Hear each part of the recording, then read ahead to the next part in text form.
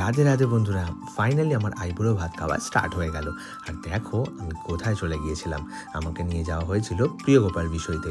তো সেখানে একটা গিয়ে পাঞ্জাবি চুজ করার কথা বলা হয়েছিল, কারণ সেটা আমি পরে আইবুড়ো ভাত খাবো। তো সেই পাঞ্জাবি কিনতেই চলে গিয়েছিলাম প্রিয়গোপাল বিষয়তে। তো ওখানে তো প্রচুর ভ্যারাইটিস থাকে, প্রচুর কালেকশন থাকে। তো সেখান থেকেই পছন্দ মতো দেখে নিচ্ছিলাম কোন পাঞ্জাবিটা নেওয়া যায়। তারপর সরে গিয়েছিলাম আমরা রেস্টুরেন্টে। এটা কোন রেস্টুরেন্ট তোমরা কি বলতে পারবে? কই বলো তো। ওয়েট, এটা কি হলো? আমার মাথার টুকুর কার মাথায় গেল? তো চলো চলে যাই একটু ফ্ল্যাশব্যাকে।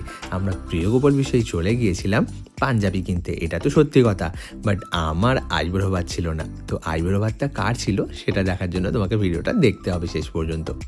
ওখানে তো প্রচুর কালেকশন ছিল, আর প্রতিটা পাঞ্জাবি খুবই সুন্দর, তোমরা দেখতেই পাচ্ছ। ফাইনালি আমরা এই পাঞ্জাবিটা চুজ করলাম। আর দেখো কার আইবুড়ো ভাত। বন্ধুরা, এটা হলো আমার কাকার ছেলে। তো ওর সামনেই বিয়ে, 24 জানুয়ারি। তো ওকেই আইবুড়ো ভাত খাওয়াবো বলে নিয়ে চলে গেছিলাম রেস্টুরেন্টে। প্রথমে নিয়ে গিয়েছিলাম প্রিয়গোপাল, ওর পছন্দ মতো পাঞ্জাবিটা কিনে দিয়ে তারপর ওকে নিয়ে চলে গেলাম কোথায়, কোন রেস্টুরেন্ট তোমরা কি গেস করতে পেরেছো? হ্যাঁ, আমরা চলে গেছিলাম জোড়াসাঁকো, যেটার একটা ব্রাঞ্চ রাসবিহারিতে আছে। ও তো এক্সপেক্টই করেনি যে আমি পাঞ্জাবি কিনে দেবো। আর তার থেকেও বড় শখ ও এটাতে হয়েছিল যে আমি ওই পাঞ্জাবিটা পরিয়েই ওকে রেস্টুরেন্টে নিয়ে আসবো।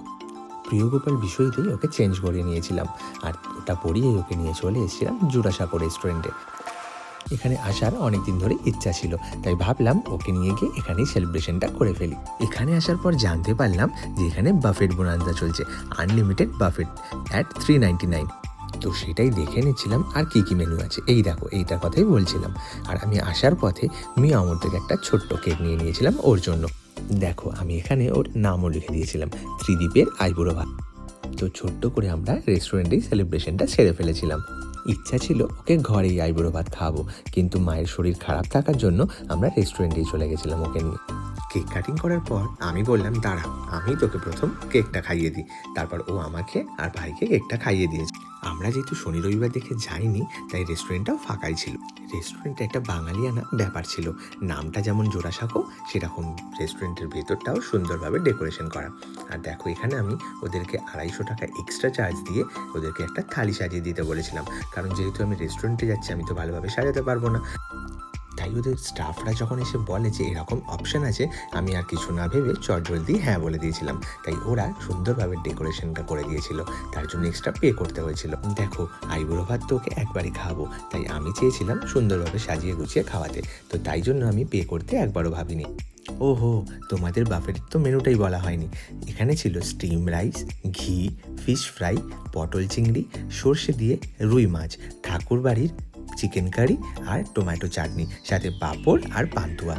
আর তার সাথে আমি নিয়ে নিয়েছিলাম মাটন কষা, যেটা এক্সট্রাভাবে, ওটা ওর সাথে অ্যাড ছিল না, আমরা আলাদাভাবে সেটাকে অর্ডার করে নিয়েছিলাম। প্রতিটা খাবার দেখতে যতটা সুন্দর লাগছে, খেতেও ততটাই সুন্দর ছিল। আর খুবই সাজিয়ে সুন্দর করে ওরা গুছিয়ে দিয়েছিল। আইবুড়ো ভাত খাওয়াচ্ছি, ফটোশ্যুট হবে না তা কি কখনো হয়? তাই ওকে ফটো তুলে দিচ্ছিলাম। আর এখানে দেখো একটু ক্যাত মেরে আমি পোজ দিয়ে দিচ্ছিলাম। তারপর ওর মাথায় টোপর পরিয়ে দিয়ে আমি চলে গিয়েছিলাম খাবার আনতে, কারণ আমাদেরও তো খেতে হবে। ওর খাবার তো অলরেডি সেট, তাই এবার আমরা আমাদের নিজেদের খাবারটাও আনতে চলে গিয়েছিলাম। প্রথমে একটু কাসুন্দি আর ফিশ ফ্রাই নিয়ে নিচ্ছিলাম, কারণ ফিশ ফ্রাইটা খুবই টেস্টি ছিল। আমি সচরাচর ফিশ ফ্রাই খাই না, কিন্তু এখানের ফিশ ফ্রাইটা খুবই ভালো ছিল, তাই আমিও খেয়ে নিয়েছিলাম। তারপর একটু রাইস নিয়েছিলাম, তার সাথে ঘি নিয়ে নিয়েছিলাম, আর নিয়ে নিয়েছিলাম একটু পটল চিংড়ি। পটল চিংড়িটাও খুবই ভালো ছিল, তোমাদের কিভাবে সেটা বোঝাই।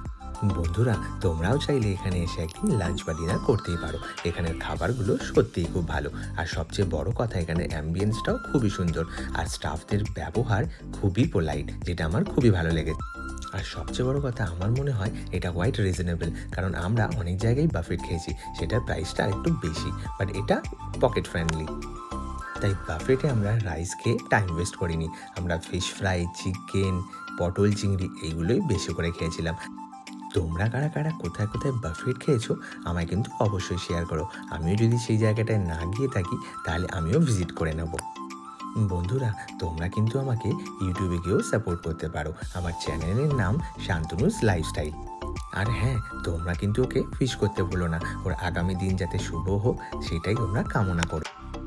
তোমাদের সকলের আশীর্বাদ ওর একান্ত কাম্য, তাই তোমরা ওকে আশীর্বাদ করতে ভুলো না কিন্তু। এভাবেই দিনটা আমরা সবাই মিলে এনজয় করলাম। তোমাদের কেমন লাগলো অবশ্যই কিন্তু কমেন্ট করে জানিও। আজকে তো অলরেডি 22 হয়ে গেল, 24 তারিখ ওর বিয়ে, তাই আমরা সবাই মিলে চুটিয়ে মজা করব।